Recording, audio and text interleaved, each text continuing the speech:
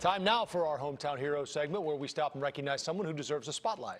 A man tries to rob another guy in Kansas City, only to end up being pinned to the ground. NewsNation's Zach Summers picks up the story from there.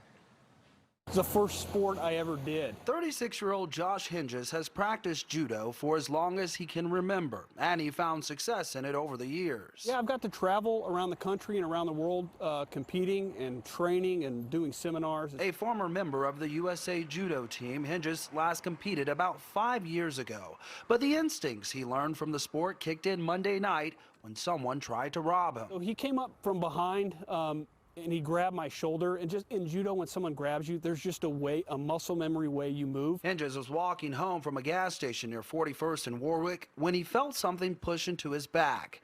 He turned to see a gun pointed directly at him. I just kind of reacted. His martial arts skills quickly kicked in, and he managed to get the suspect to the ground. One of the good things about judo is you can hold someone down and not permanently hurt them. Hinges says as he held the 20-year-old to the ground, he also wanted to know why the young man would attempt to commit armed robbery. Well, I've worked with transition-age youth for a long time. I've worked with homeless folks for my entire career.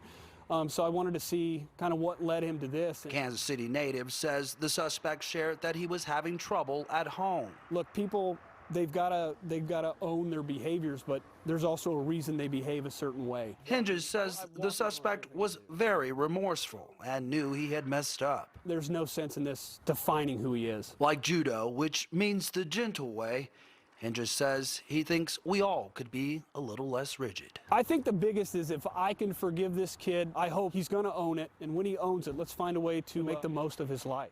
Zach Summers, News Nation.